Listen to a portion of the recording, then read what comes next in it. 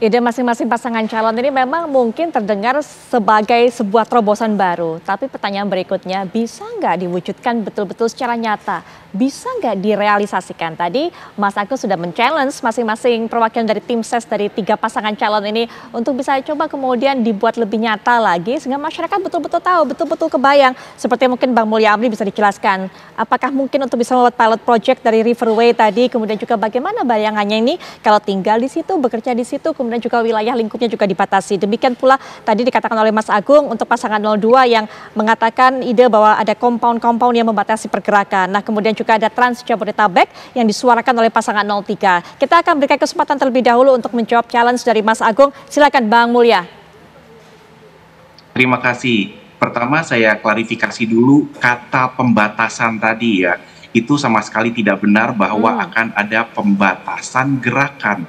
Jadi yang ingin ditawarkan sebetulnya adalah pilihan bagi orang untuk bekerja di dekat rumahnya. Itu yang paling penting. Jadi masalahnya apa? Kenapa orang tidak bisa bekerja di dekat rumahnya sendiri? Karena rumahnya jauh dari tempat kerja. Jadi diberikan pilihan kepada masyarakat Jakarta untuk bisa tinggal di dekat tempat kerja. Bentuknya sebenarnya nggak susah dibayangkan. Bentuknya adalah apartemen, rumah susun. Sudah ada contohnya. Kalau misalnya rumah susun di atas pasar, itu adalah yang di Pasar Rumput. Hanya sayang memang belum beroperasi secara penuh di sana. Ini tentunya perlu kita perluas yang seperti itu. Sekarang saya mau tanya kepada masing-masing yang ada di sini. Tahu Pasar Santa di daerah yang sangat keren di Jakarta Selatan, dekat dengan SCBD, dekat dengan Jalan Kuningan. Mau nggak kalau misalnya dikasih 1 unit rumah susun yang terjangkau, tempat tinggal di atas sana, tinggal di rumah susun yang kualitasnya baik di atas Pasar Santa. Mau yang lebih sentral lagi, ada Pasar Bendungan Hilir, pas di dekat Semanggi itu, dekat banget. Dibangun rumah susun di atasnya, kualitasnya baik. Di bawahnya tetap Pasar Bendungan Hilir, di atasnya rumah susun yang berkualitas baik. Pada mau nggak tinggal di sana? Saya yakin pada mau, apalagi kalau memang bekerjanya di sekitar sana, di sekitar Jalan Sudirman, di sekitar SCBD. Dan ini bukan hanya ngomongin soal Mas Mbak SCBD yang kelas menengah ke atas ya. Ini kita ngomongin juga soal cleaning service. Kita ngomong soal security, kita ngomongin soal office boy dan office girl. Kita ngomongin soal sopir-sopir kantor. Banyak dari mereka yang tinggalnya jauh di pinggiran kota Jakarta. Kita berikan opsi-opsi perbanyak perumahan di pusat-pusat kota di dekat dengan tempat-tempat kerja mereka. Itu sebetulnya sudah ada konsepnya di Jakarta, namanya Transit Oriented Development atau pengembangan daerah-daerah secara terpadu yang simpulnya adalah stasiun atau halte bis atau halte pemberhentian seperti itu. Nah, ini sebetulnya untuk membayangkan. Kita bayangkan jangan memakai kata pembatasan, tapi memberikan opsi untuk orang tinggal di rumahnya sendiri. Nah, yang kedua, soal pergerakan melalui air.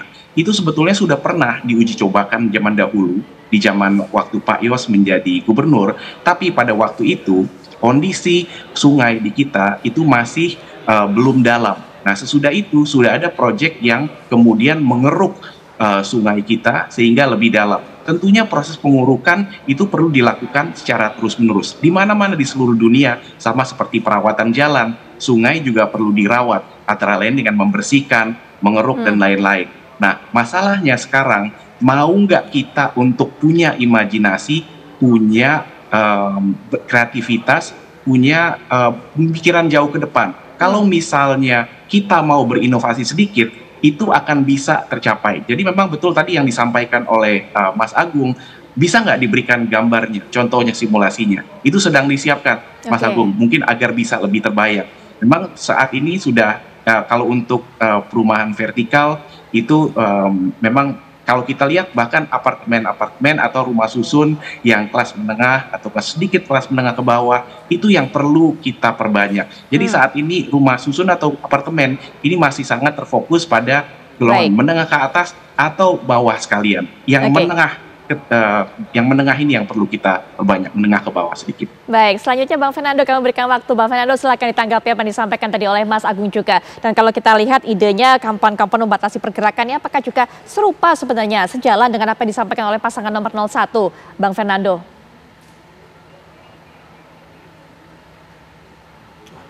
Bang, maaf, sepertinya masih di mute, kami masih belum bisa mendengar suaranya.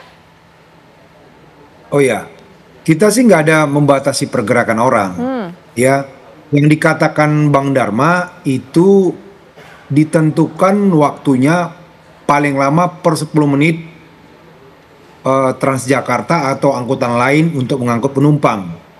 Dia mengatakan kita ngapain buang-buang anggaran terlalu banyak menyiapkan angkutan publik misalnya Transjakarta, sementara kita nggak bisa menentukan 10 menit per kedatangan. Saya kalau misalnya lagi mau pergi bersidang ke Jakarta Selatan, ya itu melewati Blok M. Di Blok M itu saya lihat antrian bus itu panjang sekali. Kenapa harus terjadi antrian kosong? Kenapa tidak diatur per 10 menit dia harus jalan? Ini yang mau ditata oleh Bang Dharma nantinya. Ya, jadi kami mau sampaikan begini. Maunya masyarakat ini tadi kan ada berdasarkan hasil ini ya trending topik. Ya kita mengucapkan terima kasih, ternyata ide dari Bang Dharma itu masuk di nomor 2 ternyata. Luar biasa juga ya. Boleh dikatakan walaupun Bang Dharma baru terjun, ya ternyata masyarakat antusias karena dilihat mungkin program dari Bang Dharma itu lebih masuk di akal. Ya, Jakartaku aman. Ya, yang terjadi di Jakarta ini kan gubernur-gubernur sebelumnya tuh berjanji dan berjanji. Seperti kata Mas Agung tadi, banyak gubernur janji tapi apa? Tak terrealisasi. Ujungnya mau mencalonkan ke tingkat yang lebih tinggi lagi. Permasalahan di Jakarta itu ya yang sangat kompleks, ada kemacetan dan banjir. Baik. Ya, kita nggak usah bicara dulu tentang masalah lain. Kita sudah buat Undang-Undang Nomor 2 Tahun 2024 ya tentang DKJ, aglomerisasi, ya tentang Jakarta menjadi kota global. Ya kita harus tahu juga kota global itu seperti apa. Ada ini ya alat-alat ukurnya. Salah satunya sektor ekonomi yang mapan dan terkoneksi secara global. Ya, lalu ada kapasitas riset dan inovasi yang baik terus-menerus. Nyaman dan aman untuk dihuni. Strong culture yang menarik bagi warga dan turis. Lingkungan yang bersih dan terakhir terkoneksi secara intra dan interkota. Ini harusnya kalau kita mau jadi Jakarta global, ya ini harus dicapai. Jadi kita nggak hanya berwacana, ya ada orang yang sudah duduk tapi ternyata nggak terrealisasi. Ya kita mau minta sama masyarakat ini, masyarakat Jakarta ini yang pinter-pinter, ya tolong kasih kesempatan sama Bang Dharma biar ini terrealisasi. Baik, masyarakat ini kota aman, masyarakatnya nyaman. Baik, Bang ya seperti harapan Undang-Undang Nomor 2 Tahun 2024 yang mana DKJ kita mengharapkan Jakarta menjadi kota global. Itu kota global tuh banyak alat ukurnya ya, karena Jakarta ini menurut data yang saya dapatkan menduduki peringkat ke-45 dari 48 kota dalam Global Power Index. Ya banyak ininya. Lalu ke 152 dari 183 kota dalam Cities in Motion Index. Ya, jadi banyak alat ukur kalau kita mau mencapai Jakarta menjadi kota global, tidak hanya sekedar wacana. Kami berharap kepada masyarakat Jakarta, ayo lihat yang mana program yang benar-benar realistis. Ya, kita penting aman dulu, aman dari perut, aman dari pendidikan, aman dari kemacetan, aman dari banjir. Saya mau bilang yang paling kacaunya ini, Mbak Viola ya, kalau hujan di Jakarta nih, kita lihat nanti di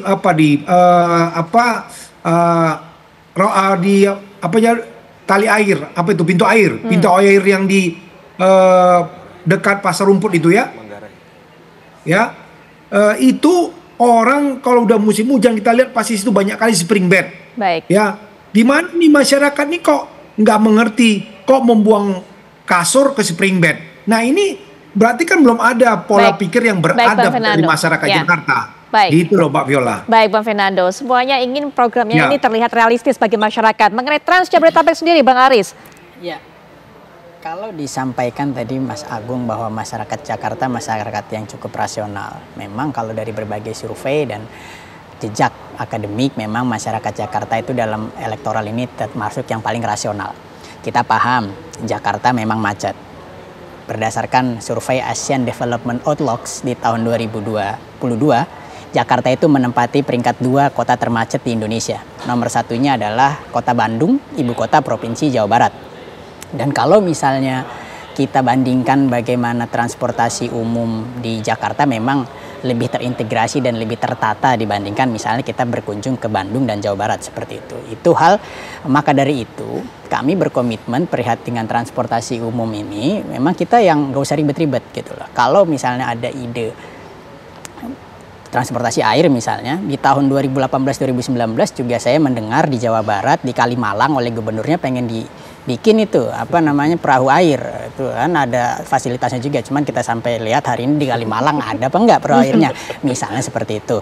Tetapi yang kita ingin sampaikan bahwa di dalam mengatasi kemacetan, yang pertama adalah masyarakat nggak pengen ribet. Yang penting ada dulu barangnya, ada dulu ini armadanya. Kita ingin armadanya banyak. Semakin banyak armada, semakin luas rute, maka masyarakat yang hanya hari ini 18% menaiki kendaraan umum, kita harapkan bisa 30%. Standar baiknya 60% memang agar jalanan kosong gitu. Yeah. Dan Jakarta ini kan kota yang dikelilingi aglomerasi ya. Dan jumlah orang yang masuk Jakarta dari luar kota Jakarta sekitarnya itu banyak sekali. Bisa sampai 2-3 juta orang di siang dan malam. Maka kita kurangi kalau bisa kendaraannya, bukan orangnya yang dikurangi masuk ke Jakarta atau bergerak, tetapi kendaraan yang masuk. Kendaraan masuk itu switchnya ya Pak, dengan perbanyak kendaraan umum Trans Jabodetabek. Juga misalnya kurangi pergerakan, itu bisa dikatakan dengan Mas Pram mencanangkan work from anywhere. Ya, itu misalnya 3 hari lah di rumah, 2 hari di kantor. Khususnya nanti akan ditekankan untuk ASN Pemprov dan BUMD. Tapi kalau misalnya pegawai swasta, karyawan swasta itu bisa melalui standar-standarnya, ya itu bisa kita terapkan juga. Karena apa? Kita sudah punya track recordnya saat COVID. Ya insya Allah, tetapi nanti kita akan sempurnakan agar semua ekonomi tetap bergeliat dan semua terbukti bisa. Nah, hal-hal ini untuk mengatasi kemacetan yang saya rasa ditunggu-tunggu masyarakat. Karena inilah perbedaannya Mas Pram dengan Mas Pram dan Bang Dul dengan calon yang lain. Kita ini tanya ke masyarakat, apa sih yang pengen gitu loh. Jadi Mas Pram dan Bang Dul ini ingin menerapkan kebijakan yang dibutuhkan oleh masyarakat. Bukan datang menerapkan kebijakan yang diinginkan oleh dirinya sendiri. Tahu-tahu datang, ini yang bagus, begini, enggak. Tetapi kita dengarkan dulu. Apa maunya? Kita maunya terbanyak armada transportasi, Pak. Kita maunya perbanyak armada biar kalau misalnya kemana-mana itu sampai dari depan rumah kalau bisa kemana-mana gitu. Salah satu penyebab orang tidak banyak naik transportasi umum di Jakarta itu karena satu, nunggunya agak lama. Gitu kan. Kemudian kurang nyaman gitu. Nah, Jaklingko yang RP0 dan gratis yang disanangkan Mas Anies itu sudah sangat baik. Kita akan perbanyak rutenya dan armadanya sehingga waktu tunggunya jangankan 10 menit, 5 menit sampai 3 menit kita bisa. Jadi orang nggak ngitung lagi nih, naik motor lah, naik mobil pribadi, karena naik kendaraan umum juga lebih cepat gitu, lebih nyaman dan lebih murah. Ini yang masyarakat tunggu-tunggu. Jadi seperti itu. Jadi Trans Jabodetabek, kemudian work from anywhere. Ini yang dibutuhkan masyarakat dan insya Allah kalau misalnya Mas Pram dan Bang Dul diberi kesempatan oleh warga Jakarta, ini akan terrealisasi dengan cepat karena semuanya sudah ada dan rasional. Seperti itu Mbak. Baik, penutup terakhir, bagaimana melihatnya ini penilaian terhadap apa yang disampaikan mereka untuk mengatasi kemacetan? Adu realistis mengenai solusinya? Ya, debat itu kan tools untuk mempengaruhi pemilih yang belum memilih, undecided voters, maupun pemilih yang masih mengambang, swing voters Mbak Putri. Jadi semakin rasional, karena pemilih yang belum memilih dan mengambang ini rata-rata pemilih rasional nih. Semakin rasional, semakin realistis program-program yang disampaikan oleh para paslon, maka kemungkinan ya swing votersnya di masing-masing kandidat itu 40-45%. Yang belum memilih kisaran 13-19%. Jadi angkanya masih besar, tinggi. Jadi semakin realistis, semakin rasional, semakin menukik, tajam, jelas di mata pemilih orang Jakarta yang konkret seperti itu semakin bagus. Tapi semakin mengawang-awang, semakin abstrak, terlalu jauh, dan kemudian mereka membedah masa lalu dan seterusnya.